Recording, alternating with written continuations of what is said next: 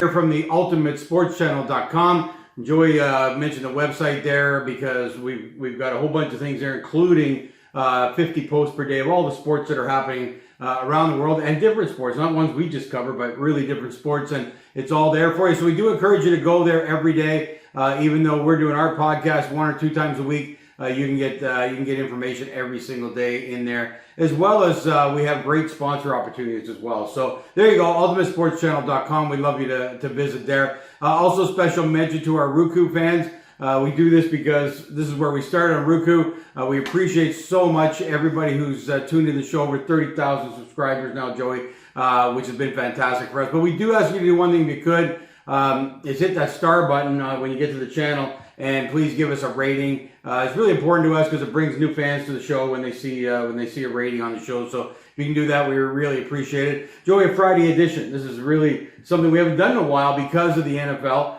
We are typically getting in after the NFL on Wednesdays before. But we do have a big weekend coming up, Super Bowl wise, for sure. Everybody's in tune. It's been 2 weeks of talk. We haven't talked much about it except when they ended the conference finals. But we did want to chime in here, getting close now, a couple of days, whether there's any injuries impacting what our thoughts are. We gave our thoughts back then, but how has that changed? And so we wanted to get in on the act of talking about the NFL close to the actual day.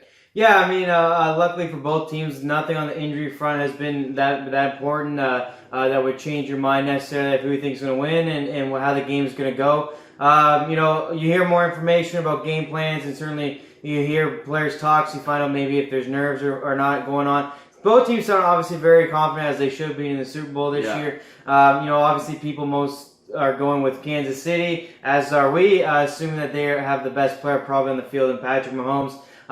Truly fantastic what he's been able to do so far. But yeah, looking good. I mean, weather looks good, teams look good, and it looks like they're going to get away with a great Super Bowl, and going to be lots of fun. Halftime shows getting prepped and ready to go, the national anthem, and everything's all set. So looking forward to it. A big game of the year, and to cap off a great NFL season. Yeah, you're exactly right, Joey. It has been 2 weeks. It's been interesting to listen to everybody's opinion, and now you get ours. So we're going to add to the group here. Might be a little bit different than some of the other things you've heard, but not much. I think, as you said, I think everybody's pointing to Kansas City. However, San Francisco, I mean, I'm not a massive fan of Jimmy Garoppolo, but I must say during the season, I gave him credit. There was a couple games the running game wasn't working. He is able to throw the ball, even though he only threw it 8 times in the conference final. That's all he needed. So why do it more than you have to?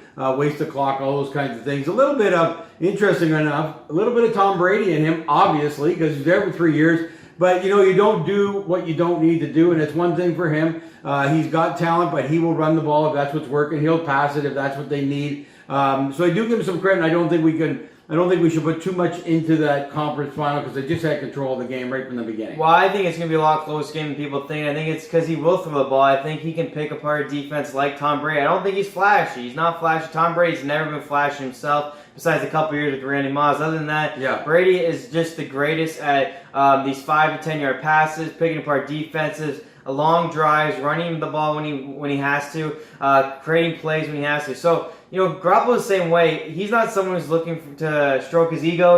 He's happy if they run the ball and win the Super Bowl. He's happy if he puts up 10 points to win the Super Bowl. Yeah. He's also happy if they need to put up points. They win by 1. It's about winning. He doesn't care. He's a true champion, and he learns that simply from Brady. He knows he doesn't have to gunsling it like Mahomes because he can't. But he can pick it apart. He can do the short passes, solid completions. And I think there's a strong potential of an upset here. I'll only go with Mahomes and Kansas City because I think in a big moment, he still, believe it or not, actually has more experience than Garoppolo. I know it seems shocking to people, but he's lived in the moment of playing Tom Brady in the conference finals last year, getting Super Bowl this year. Eyes have been on him really since he's been in the league. So he's been a little bit used to this, but also at the same time, it means more to him, I think, as far as the league goes, like in the media goes, they're harder on him. He wants to win him so bad. The media wants to win him so bad. Garoppolo can kind of fly on the radar here, have a good game, and regardless, might win the Super Bowl from being the underdogs in theory. Yeah, 13-3.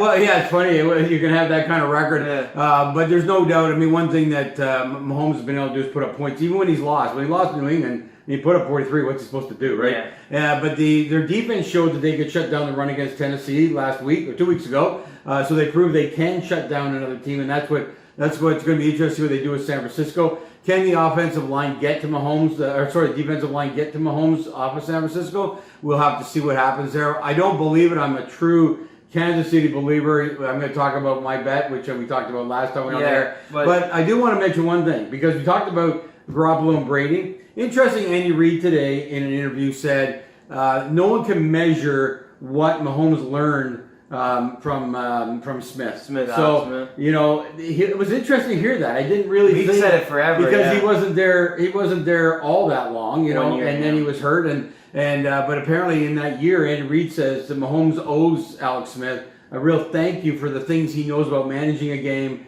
all these kinds of things that Alex Smith brought. And people forget Alex Smith was like a huge winner. Yeah, I mean, he never got to the Super Bowl, but he won huge. When he was San Francisco, Kansas City, even in Washington before he broke his leg, almost we're going to get them in the playoffs. Yeah. The most underrated aspect of this whole Super Bowl is weather. So every advantage Kansas City has had throughout the playoffs last couple of years is completely gone. They don't get a Tennessee team that's already played a couple games. They don't get to play at home at Arrowhead in cold weather. They don't get the crowd next to them on the other side. That's the most underrated aspect of this whole entire game. San Francisco loves the warm. He's used to Garoppolo knows how to throw in the heat. They know how to play in the heat. That's my biggest fear of Kansas City is people go, oh, well, Miami, he'll throw it even farther. But does that mean he connects with his receivers? I think he can because he has the fastest receiver in the world. Yeah, he just has to speed up a bit. But it is something to manage. Tom Brady has not been able to win in Miami. It's simply for that reason. The heat does affect these throws, and these guys perfect throwing in the cold weather and at home. So you talk about shutting down the run game. It's not going to be as easy against San Francisco as it was against Tennessee. Each team has 2 weeks off. So that's the biggest factor, though, for me is the Heat has played a big factor on the greatest quarterback of all time to the point that he plays Miami once a year in Miami and he's lost half those games. What does that mean for Holmes? That's a question mark that no one's ever decided to talk about. And clearly it's a big issue because the great quarterback Tom Brady can't figure it out once a year. So that's something to look at for sure. But the Alex Smith thing is interesting because Garoppolo's got it, he's got it, and every quarterback successful has had it. The ones that struggle, the ones we put in the fire, they come right out. Yeah, they come right out. As we've seen with Baker Mayfield and exactly, such like that. And guys like that for sure. So it's going to be interesting. I think it's not going to matter. Mahomes is a pure weapon. This guy, I don't think it matters where he's going to play. Don't forget, they play in early in the season before all the snow and the cold matters. It's not going to be this high. He's never played in this heat. He's still a weapon. This guy is unbelievable. I predicted at our last show 14 points. That's what I'm betting. Just so everybody knows, I'm actually taking single points. If you're our wagering, here's an interesting wager for you, depending on the site you can go to. I've been able to bet single points 10, 11, 12, 13, 14, and get huge odds. And then 14 and over, then I've got that as well. I think Kansas City's going to run all over San Francisco. That's my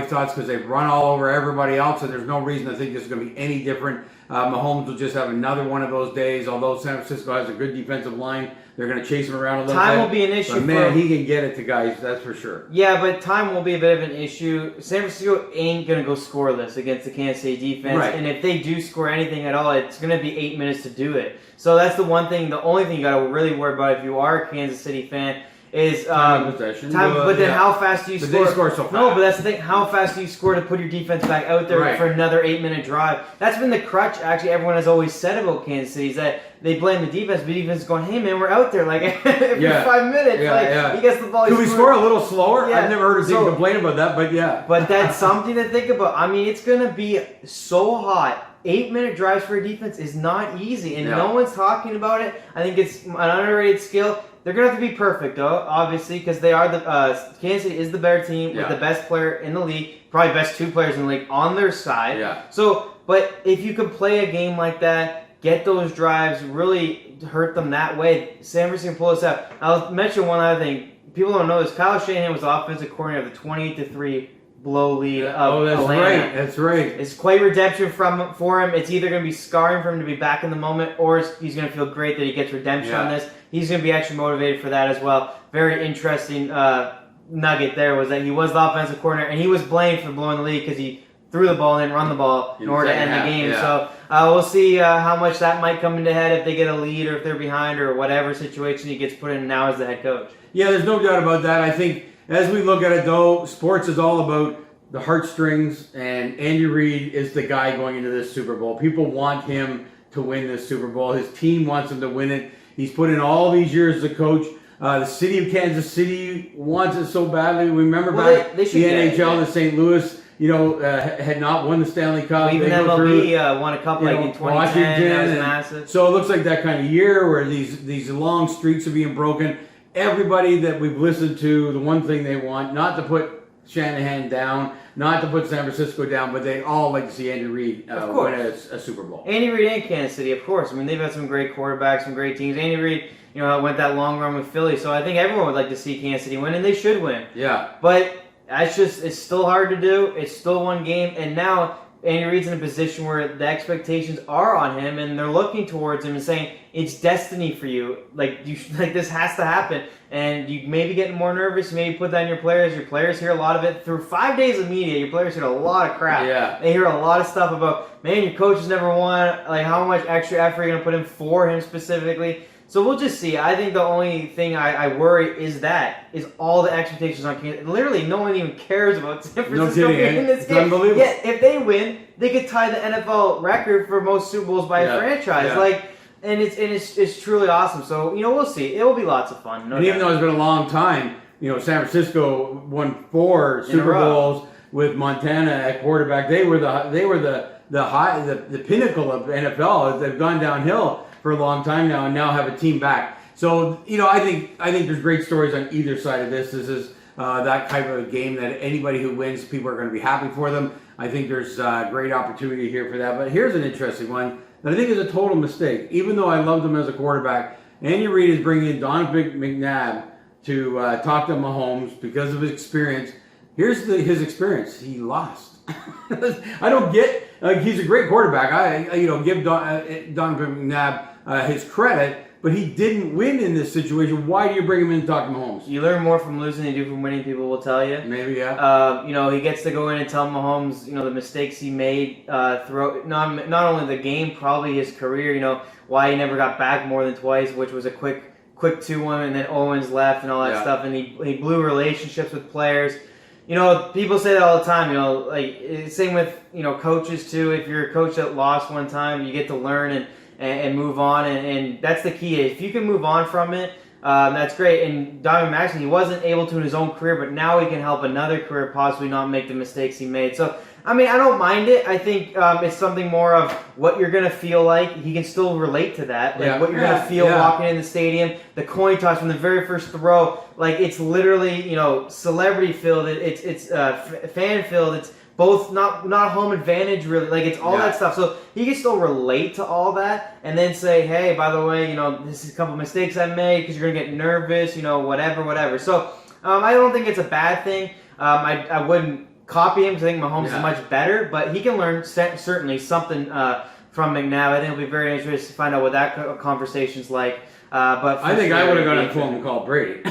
If you really want to help your quarterback. Well, the thing about Brady, though, a little bit sometimes with Brady is like Mahomes, but I'm not Brady. Yeah, you're not McNabb either, but you're not learning from what he did great. So when he tells you, I did this amazing, and you may be like, I don't do that. Yeah, that's the same with Brady. If Brady comes and says, I do this, and Mahomes like, well, I don't do that. I run the ball, I throw it deep, so I don't do what you do. What he's going to learn from McNabb is what not to do, which every quarterback can learn what not to do. And really, I think it's just being smart and trusting the players that make the money. Again, you pay guys money for a reason, and you better throw the ball to Tyreek Hill and Travis Kelce and put it on your 3 shoulders on the offense side of the ball. And if you do that, win or lose, you can go in the media and go, hey, we're the 3 best players on our team.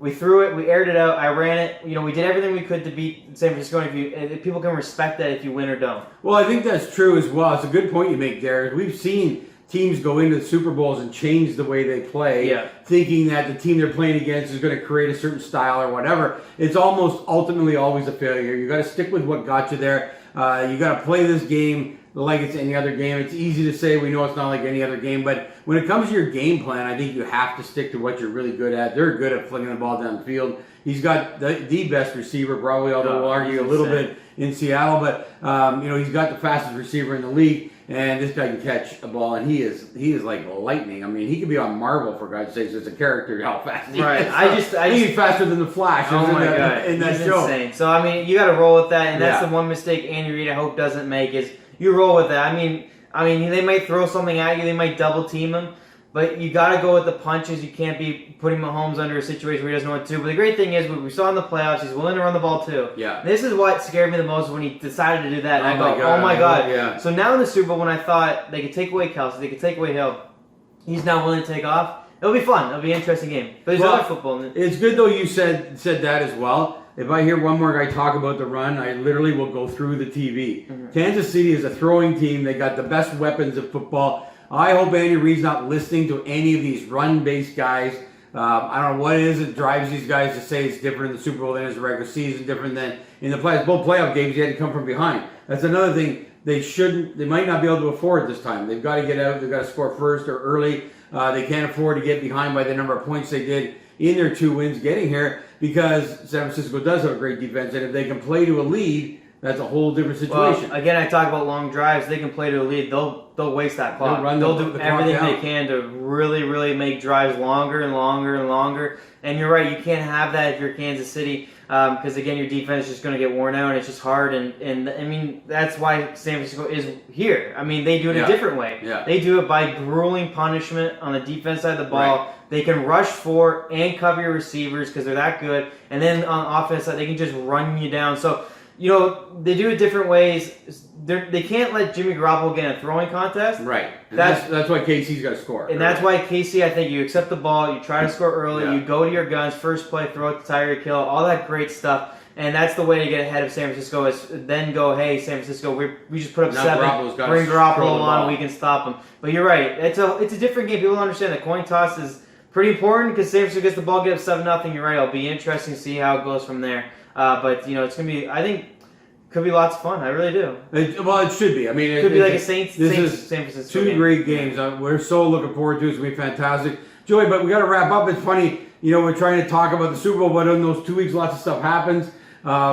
You know, Tom Brady, I think he's going to every team now in the NFL, except Kansas City probably. But he's going to every team now. New teams are coming in, new names, new rumors, all this kind of stuff. He did some kind of Twitter thing that was funny. You know, I credit him by not making a decision before the Super Bowl, because he would take away all the publicity. He has no choice but to take away some of it, because that's just the way it's going to be, rumors. Yeah. But they had him going to Tennessee this week, which I thought, wow, that's pretty hilarious when Tannehill took them. What is it about some quarterbacks? People just don't believe in them. I mean, Tannehill's nothing but a winner, and then Tom Brady's name comes up for Tennessee. You got to give me a break. The tough part is that if Tom Brady calls you, Mike Vrabel used to play with Brady. Yeah. You know, he'll take Brady. That's Unfortunately, what people say, that's the fact, is that he would take Brady over Tannehill. Tannehill going to another team probably be good. I mean, he'll probably go to New England and look decent.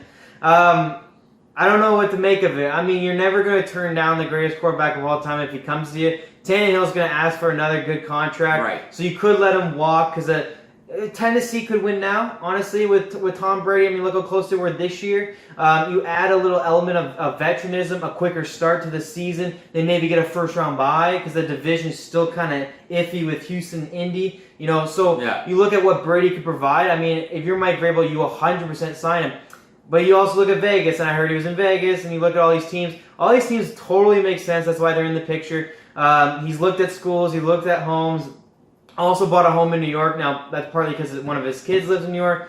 It's going to be fun. I mean, I think there's a lot of interesting possibilities here. I'll tell you what, Tennessee shocked me, but when it was mentioned, I was like, he should go there. Running game, the defense, I'm telling you what, he wouldn't have to do a ton, and great receiving core, and Adam Humphries, Antonio Brown. But I don't different Antonio Brown, by the way, but a new young guy. Imagine having that name when you go get your name changed. Yeah, who broke all their rookie records this year. You know, it's going to be interesting for sure. And what's the asking price for Brady, I think, is always going to be the last question. He is 43 years old. Yeah. If you are Tennessee, you have Tannehill, you ask that question. If you're the LA Raiders, you sign him for any price because you're just new to Vegas. Right. Las Vegas Raiders. They need it. So it's different situations. If I'm Tennessee, I'm not signing Brady for max. If he's saying, no, I got to get paid, I didn't get paid, I'm not signing that. I'm sorry, man. I got Tannehill, he can do the job. But Las Vegas makes the most sense because for sure. Spend as much money as you want. They have the smallest cap in the league. And the Jets are the same thing. And they need something marquee to launch in Vegas. So they got Flurry and Hockey you talked about. You got to go get Brady. I think that's the best place for both sides and where he can go get his money. Yeah. So, I don't know. And further to that, it looks like the end of an era in quarterbacks in the NFL. Eli retired for sure. Drew Brees, I think, that's an interesting it's really close. Too. Yeah. I think he's going to retire the way the talk is going. I don't think he wants to leave New Orleans and make it something. New Orleans has to get the young quarterback. Taysom Hill in there. But I don't think they want to move Brees. I don't think Brees wants to move. I think he'll just retire. He's got enough to do at home. Brees already said it's safe to retire. He already said that. So we know he's not going anywhere. It's either Saints or retire. I think part of the problem is how much do the Saints want him back? Now, it was said that they want him back for 1 year, groom Taysom Hill one more time, specifically to be the starter now and not do all the special teams crap. Bring him. I think Brees looking at it go like, Bridgewater came in with 5-0. Taysom Hill's looking amazing. He broke his hand this year. I think he's going to retire. He doesn't seem motivated to come back like a Brady. It's been a long run for them, and I'm actually surprised there hasn't been many changes in that organization because it's been a long run of only one Super Bowl. Yeah. Lots of great regular seasons. So, I think it's time. I think Taysom Hill's exciting. I think you could even play Bridgewater first if you want Taysom Hill to sit and really learn this. That's fine too, but I think Bridgewater's good enough. He has an awesome win-loss record. I mean, it's not like 22-7. It's not like you're bringing a guy who doesn't know how to win, and not just in those 5 games with New Orleans. He won in Minnesota as well. So, but that one's not quite as interesting as Brees is going to be in the Hall of Fame.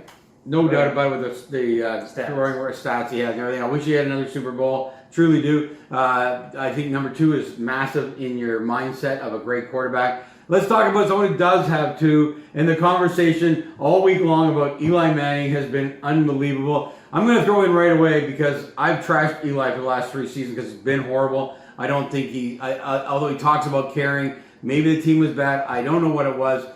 He's been just brutal, and I've kind of lambasted him as far as the team in the current environment.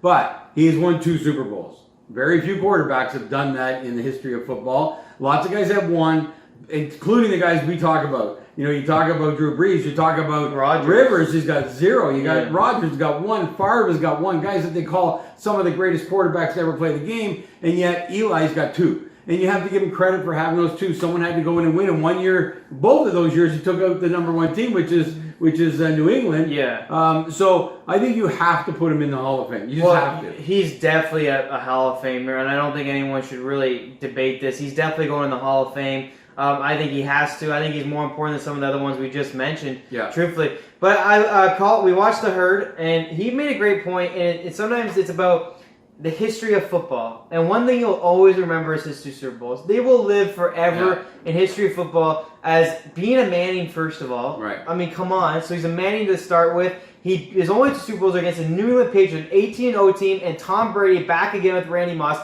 Beats him twice. Incredible plays to win these games.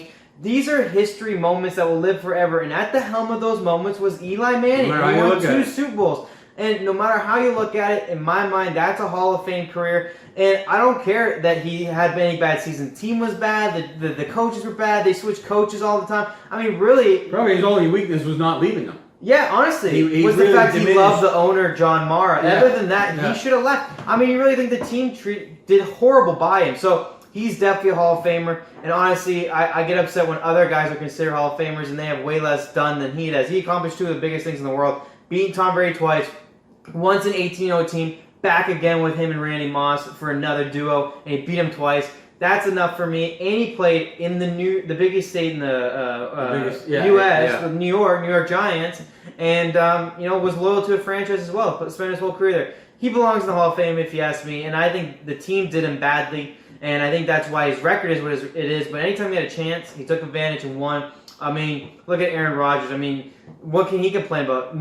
Good players, good coach, and he could never get it done. But people want to put him in the Hall of Fame because he looks pretty. No, Eli Manning got it done when he had to against the greatest of all time. Well, I'm all about wins. I don't really give a crap about stats. A lot of these stats are put up. Drew Brees' stats are put up because they threw the ball 50 times a game in the prime of his career, right? And they played in the dome. So, we're talking played about outdoors again, by the way. It was really easy. New York's a tough place to play in the wintertime, and he played, and so the stats are not always going to be there. He's a 171 quarterback, so he's only a 500 record. People talk about that. But in my mind, always, it's about winning, and you win the Super Bowl, and you win twice.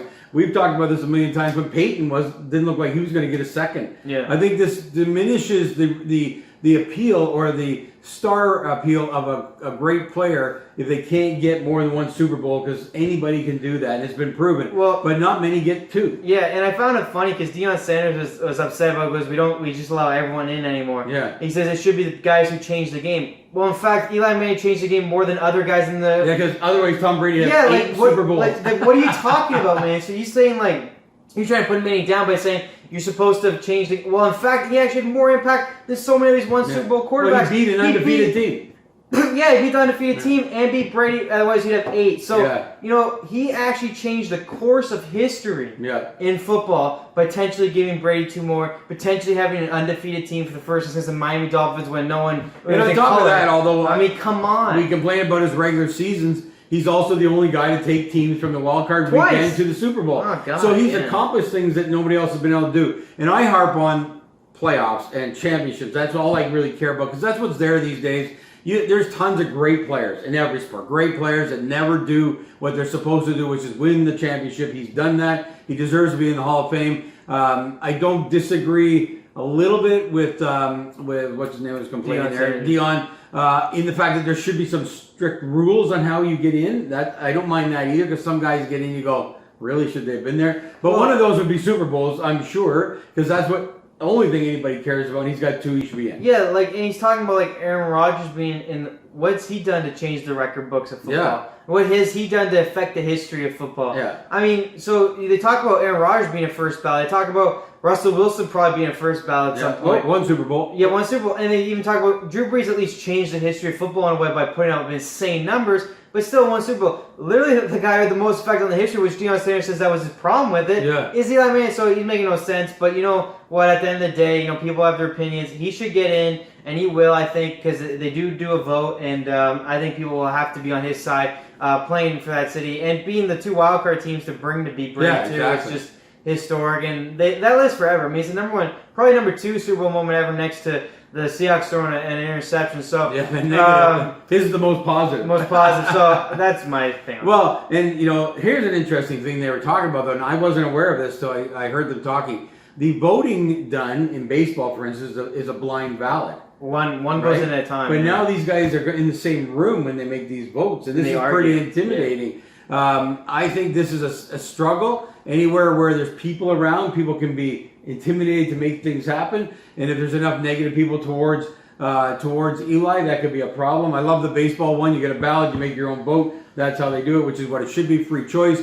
We'll see what that happens, but I wasn't aware that even occurs, and it does. That they're in the same room when they're making these decisions. So it'll be interesting to see. But anyway, it's been a topic in a Super Bowl week, and there's Eli again. He was able to get in front of the Super Bowl by retiring and get Hall of Fame talk about him. So anyway, that was good to see. Another one that should be retiring is Rivers this year. It's a changing of the guard. All of these guys are too old to play the game. Tom Brady's not, because the guy knows how to win. And he, I believe, could do this. These other guys have not been able to win. I don't think they have contracts for the year coming up. I don't think they're going to get signed anywhere. Retire, with some pride, with the team you started with, that you spent 20 years with, or 18 years, whatever. Well, you know what? Retire with that team. It's really, I like Brett Favre as a quarterback, but at the end you had to leave Green Bay. He went and played for Minnesota and the Jets, I think. And I don't know. To me, it diminished what was a fantastic career with Green Bay. I would have rather seen him retire. I'm actually upset more at the team, really, for that one specifically, because Favre could play.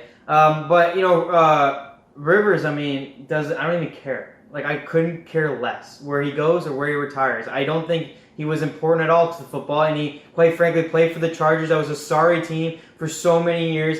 And honestly, the trade that they made for Eli Manning, the New York Giants, way back when, they really got the best deal out of it. Drew Brees will retire as Saint, and I do care about that. He actually had a huge effect on New Orleans as a city and the team. So that's great that he says he will retire as Saint or come back and play one more year. But he's going to retire as Saint. He said he's adamant about that. But Rivers, who cares? Go play for Tampa. I don't really care. I mean, you barely made the playoffs in most of your career. You had a gazillion kids. You're in Florida with your family. I think he'll get picked up by Tampa Bay. First of all, if they don't get Brady, I think they're guaranteed to pick him up. So that's cool, but I don't think it's a big deal diminishing his reputation of a Charger, because the team was barely known in San Diego. They were treated like crap. They moved to LA. No one cares about them. In fact, he had to practice like it was away games when he was playing at home. So it's not a legendary franchise that you're man, you were so important. So go play for Tampa Bay. Take a shot. Maybe they make the playoffs there. Maybe him and Bruce Arians can make something happen. And go ahead. And I think that's fine for him. But only the only ones that matter, or Breeze matters to me. I wish Brady would stay. I mean, honestly, I think that's an issue too. But you look at Favre even had a chance to win a Super Bowl as well. Those guys were impactful. Rivers, I'm not worried about it. But they always go back. They always go back. They're always remembered, so it never hurts their legacy. That's why they do it. They want one more hurrah. Yeah, like I say, I think it's just great if they can finish with their own home team all the way. Joey's in a bad mood for some reason. I like Rivers as a quarterback. He's been a great guy for San Diego. He's handled this transition. Yes, the team has not been great. He's not won a Super Bowl. I would not see him in a Hall of Fame career. Won a playoff game. But I think that he's had impact in San Diego for many, many years there. But anyway, that'll be part of it. That'll be, I don't see Hall of Fame, but I do see and would like to see him retire. I think he's not playing very well right now. I'd hate to see him go to another team and really have a bad season as well. He can be dangerous in Tampa, though. I mean, that's why he's looking at it. He could coach. That would be the biggest thing. If he can coach Winston like he's winning, that would be huge for them. He could go play for a couple years. You got a great coach there, and he's able to help Winston get more maturity, know how to get rid of the ball without throwing interceptions all the time. Except what's Rivers' worst problem? He throws a ton of interceptions himself. So you're not really you're getting an older version of Winston, except he can't throw as far or throw as many touchdowns. I don't hate Winston as much as other people do, but I do think that's. I love Winston because, man, you know what? You can throw interceptions and that's I love bad. Winston, yeah. But when you can throw that many touchdowns, that's gold. He's only 3 years in the league. Yeah, that's absolute gold actually on Winston. But there you are, a real changing of the guard coming up. I think in football, older quarterbacks that have been significant to the game are already going to be retiring, and except Tom Brady, obviously, who continues along and can play the game still at his age. So anyway, that's the week in NFL. It was kind of all about Super Bowl, but there was a lot of talk around what was going on with these quarterbacks. Tom Brady at the forefront. Where is he going to end up?